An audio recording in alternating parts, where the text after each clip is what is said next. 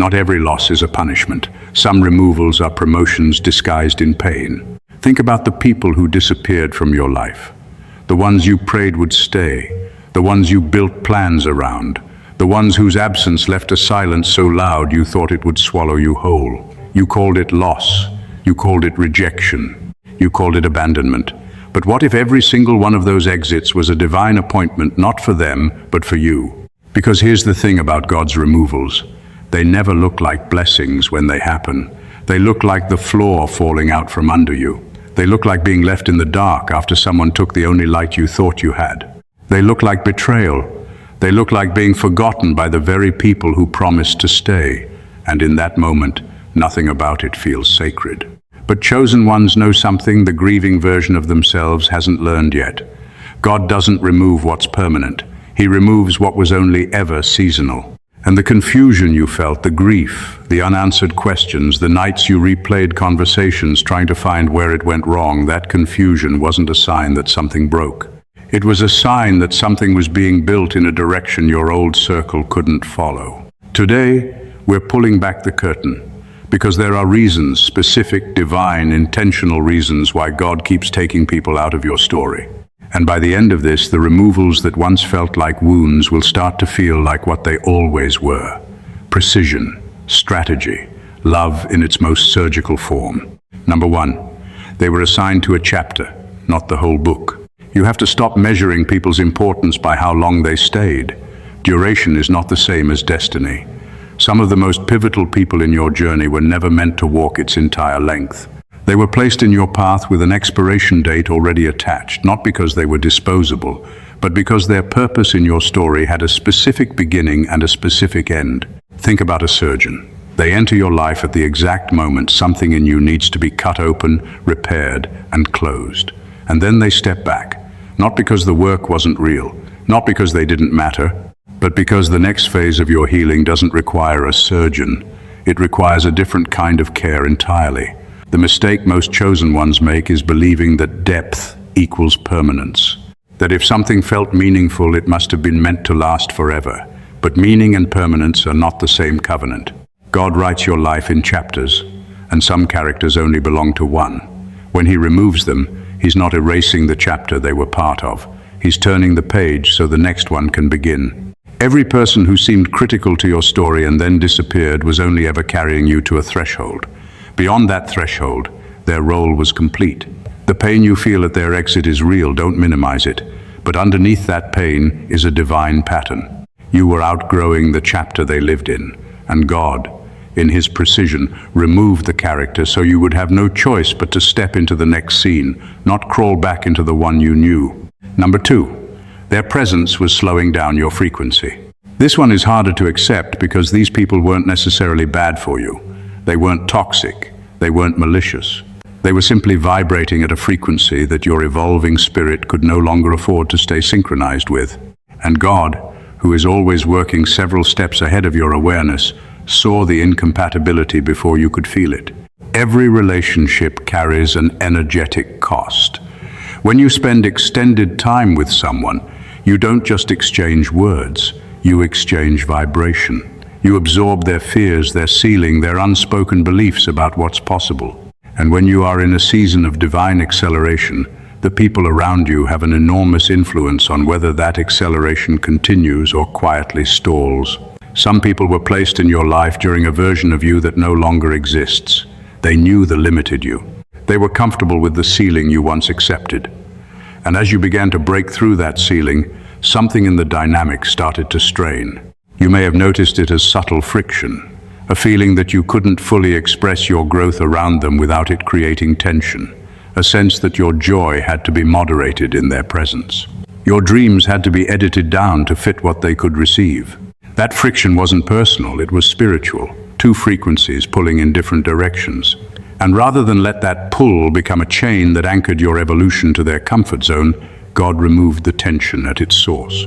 Their removal wasn't a punishment for either of you, it was a recalibration, yours toward a higher frequency, theirs toward whatever path their own soul required. What feels like losing a person is sometimes God detaching you from a gravitational pull that was quietly keeping you orbiting someone else's limitations instead of ascending into your own. Number 3. God removed them because what's coming required space they were occupying. Chosen ones carry destinies that require room, emotional room, mental room, spiritual room. And sometimes, the people you love most have unknowingly filled that space so completely that what's meant for you literally cannot enter, not because God is cruel, but because the divine cannot pour into what's already full of the wrong thing. Think about it this way. You cannot receive a new assignment while both hands are gripped tightly around the last one. You cannot walk into a new season while your feet are planted in someone else's story. The people God removed from your life weren't just occupying your time and attention, they were occupying the very space your next level needed to inhabit. Your energy was being spent managing the relationship, maintaining its dynamics, giving to its needs. That energy, all of it, was exactly what your next chapter required as fuel. When God cleared the space, it probably felt like emptiness, like something was missing, and the silence where those people used to be was unbearable. But that silence wasn't emptiness, it was availability. It was God creating a vacancy in your life so that what was always meant to arrive could finally find a place to land. The relationships that felt like they completed you were actually filling a space that was meant for something higher. And God, who is incapable of letting you settle, removed what was comfortable so he could replace it with what was purposeful. Number 4, they were mirrors that had already served their purpose. Every person in your life holds up a particular reflection. They show you something about yourself, a wound you hadn't faced, a strength you hadn't owned, a pattern you were repeating without awareness. And the ones who seemed most important were often the ones holding the most critical mirrors. The relationships that felt the most intense were the ones showing you the most essential truths. But here's what nobody tells you about mirrors. Once you've seen what they're meant to show you, continuing to stare into them doesn't teach you anything new. It just keeps you in the same spot, looking backward at a version of yourself you're supposed to be moving beyond. God removes mirror relationships when the lesson has been delivered, when you've seen what you needed to see, when the wound has been identified even if not fully healed, when the pattern has been exposed even if not yet broken. The removal is his way of saying, you saw it, now move. The person who triggered your deepest insecurity, they showed you where your healing needed to go. The friend who betrayed you, they showed you where your boundaries needed to be built.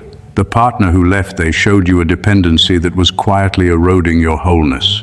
None of those revelations were accidents. They were assignments. And when the assignment was complete, God removed the teacher, not because the class was over, but because you had everything you needed, and the only thing keeping you from applying it was the distraction of still being in the room with the mirror. Number 5, their loyalty was conditional on you staying small. This is the one that stings because you didn't see it coming. These were people who genuinely loved you, but only the version of you that didn't outshine them. Their affection was real, but it came with an unspoken contract, a silent agreement that your growth would remain within the boundaries their comfort could contain. And the moment you started evolving beyond those boundaries, the terms of their love began to change. You may have noticed it as subtle undermining, comments that were framed as concern but carried the weight of discouragement, support that showed up when you struggled but mysteriously disappeared when you succeeded, jokes made at your expense that had just enough truth in them to sting. None of it was necessarily conscious. Most people who love you conditionally don't know they're doing it, but the energy behind it is unmistakable once you've felt it. And God, who refuses to let your destiny be negotiated by someone else's insecurity, removed them. Not harshly, not without cause, but deliberately, lovingly, and with full knowledge of what their continued presence would cost you over time. Their conditional love, left unchecked, would have become a ceiling. You would have kept modifying your growth to fit within the walls of their comfort. You would have kept performing a smaller version of yourself to preserve the warmth of their approval. God removed them so you would stop editing your evolution for an audience that could only applaud you from a distance it felt safe to stand at. He removed the condition so you could finally discover what it felt like to grow without ceiling. Number 6, God was breaking a soul tie that had spiritual weight. Not all removals are about what the person was doing wrong or where your evolution was heading. Some removals are about the invisible tethers, the soul ties, the spiritual bonds, the energetic connections that had quietly wrapped themselves around your destiny. And these are the hardest removals to understand because on the surface, everything may have seemed fine. Soul ties form in deep connection, in intimacy, in shared trauma, in long-standing loyalty. They are the invisible threads that form between two spirits over time. And while they begin as bridges, pathways for love, support, and energy to flow between people, they can become chains without either person realizing it. When your spirit is tied to someone who is not aligned with your divine purpose, that tie doesn't just connect you to them, it pulls you toward their trajectory. Their ceiling becomes yours. Their fears reach through the tie and root themselves in your spirit. Their unhealed wounds begin to bleed into your energy without permission. God severs these ties not because the love wasn't real, but because the tie had become an anchor. The removal may have felt violent, sudden, confusing, laced with an irrational grief that didn't seem to match the relationship on paper. That disproportionate pain was the soul tie breaking. It was spiritual surgery performed without anesthesia because sometimes love cannot wait for convenient timing.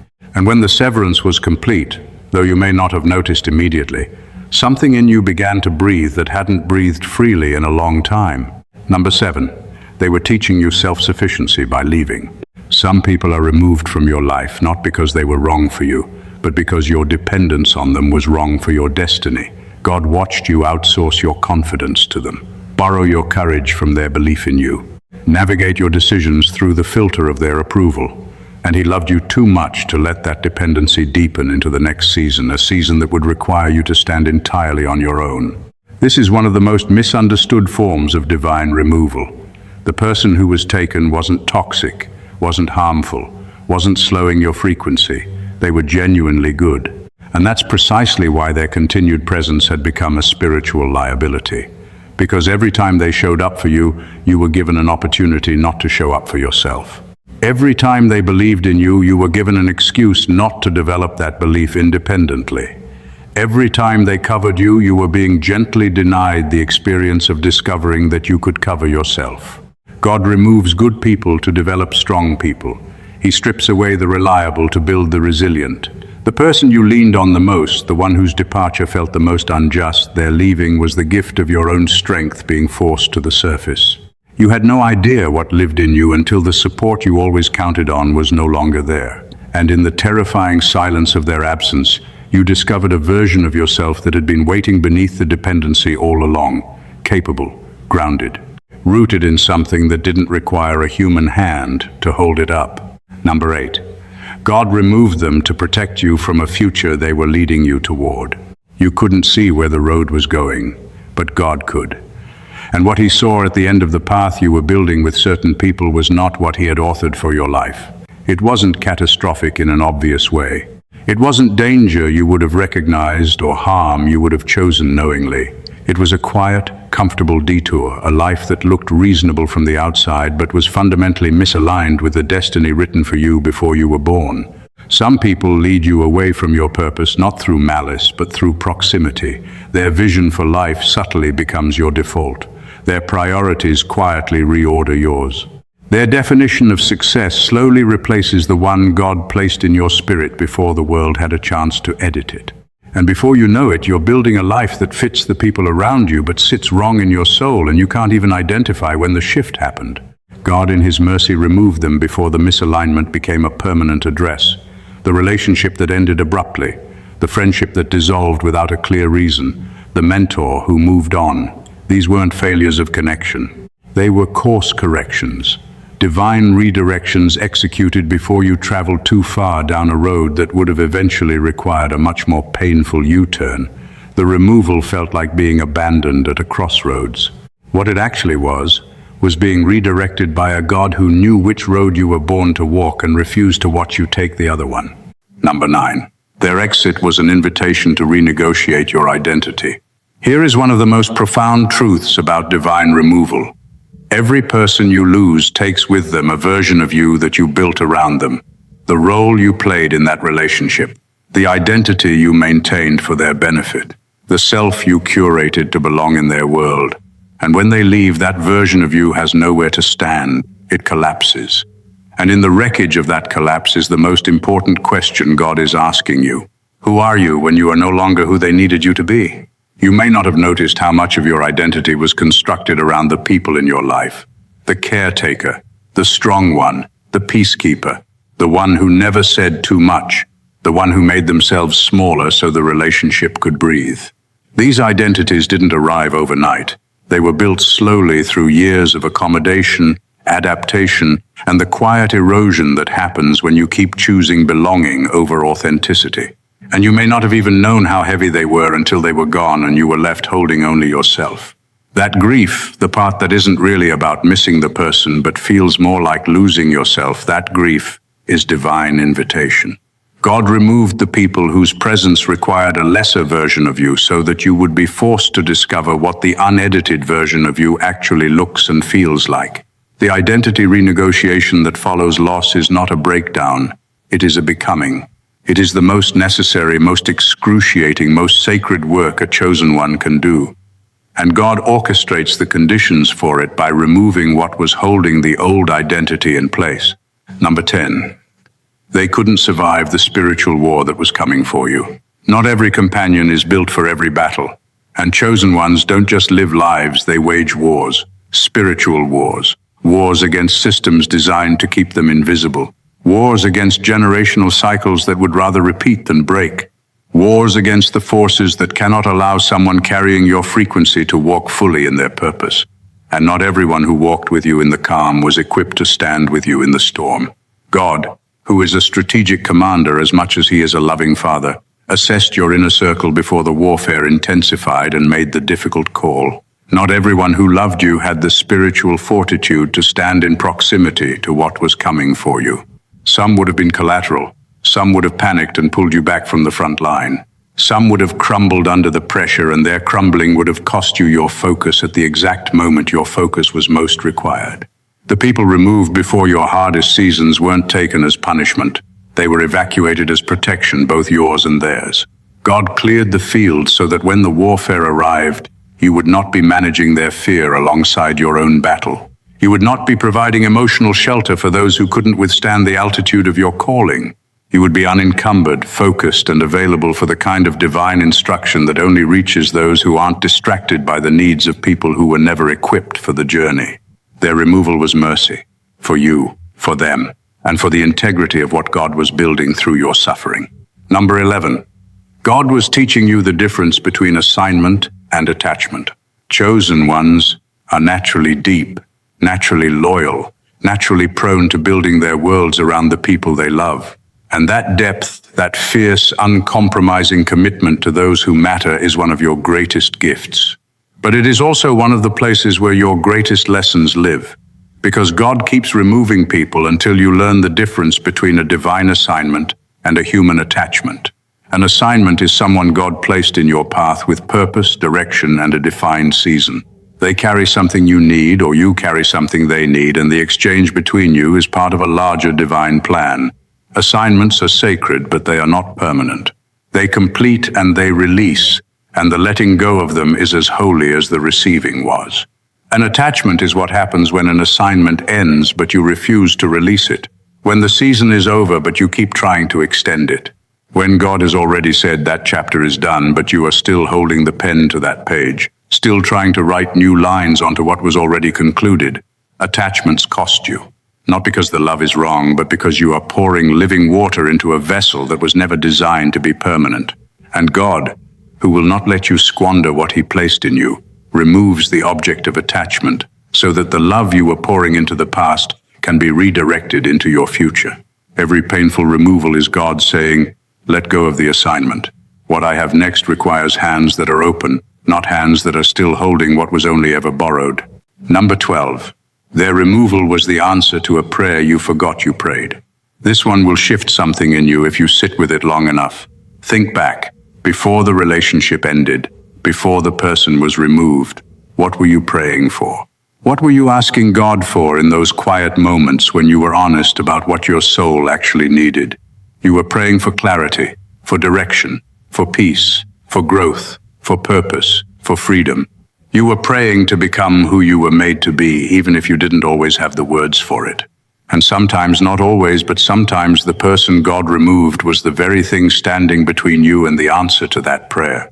You just didn't know it because you had never imagined the answer could cost you someone you loved. You asked for freedom. God removed the relationship that had quietly become a cage. You asked for clarity.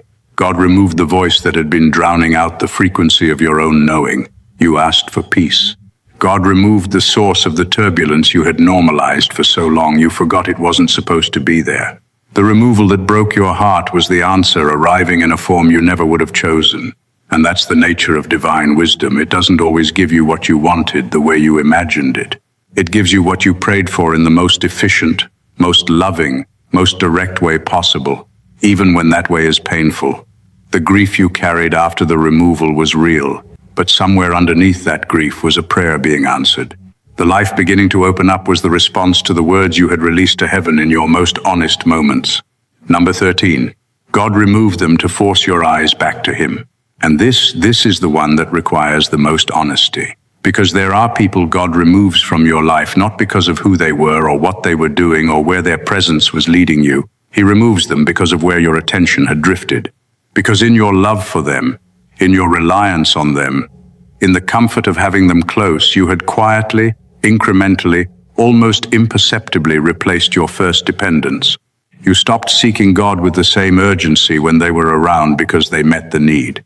You stopped pressing into the divine relationship with the same hunger because the human one was filling the space. Not out of rebellion, not out of conscious choice, just the natural drift that happens when something feels so complete it begins to function as a substitute for the source. And God, who is a jealous God, not in a small or insecure way, but in the way of a creator who knows what you were built to run on and refuses to watch you run on anything less, removes what replaced Him. Not to hurt you, not to be punitive, but because He knows that what you are built for cannot be sustained on human connection alone. You were designed for divine intimacy first. And everything else, every relationship, every community, every love was meant to flow from that center, not replace it. When the removal happens, the void it creates is not random. It is shaped exactly like the God space that had been filled with a human substitute. And the only thing that fits into that space is the relationship that was always meant to occupy it. Their absence was His invitation. Come back to the original source. Number 14. Every removal was preparation for a reunion with yourself. At the end of every season of loss, after the grief has moved through you, after the questions have softened into acceptance, after the silence that felt like punishment has settled into something closer to peace, there is a discovery waiting. It has been waiting every time. Through every removal, every ending, every departure that felt like devastation, the discovery is always the same. You are still here, not the same, never the same, but present, breathing, awake, carrying something you didn't have before the loss, a depth, a stillness, a clarity that didn't exist in you before the people who held your identity were peeled away one by one. Every removal was God stripping back the layers of who you performed for others to reveal who you actually are beneath the performance. The version of you that exists without the audience, without the role, without the relationship to define your edges. That version of you, the one that only emerges in the aftermath of loss, is the truest one. It is the one God has been waiting to work with, not the version curated for belonging, not the version edited for acceptance, not the version that traded pieces of its authenticity to keep people comfortable. The raw, unedited, unperformed, undiminished version that was always underneath everything they required of you. The removals weren't God taking something from you. They were God uncovering you. Reunion by reunion, loss by loss, clearing everything that wasn't you so that what is truly you could finally stand in its own light without the weight of other people's requirements. You were never diminished by the removals. You were revealed by them. And what was revealed, what is still being revealed every time another layer is pulled back, is the chosen one who was there the whole time, waiting beneath every role they ever needed you to play. Every loss we've explored today carries a single thread running through it. Divine intentionality, not accident, not punishment, not proof that you were unlovable or too much or not enough. Every removal was a move made by a God who sees the whole board while you are living one square at a time. He removes with purpose. He clears with precision. He takes what was seasonal so that what is eternal can finally take its place. The people who left were not mistakes. The connections were not wasted. The love was not foolish. Every person who came and every person who was removed was part of an architecture you couldn't see from inside it. But now, standing in the clarity of everything you've survived, you can begin to trace the design. And when you trace it, you will find that every removal, without exception, was an act of love.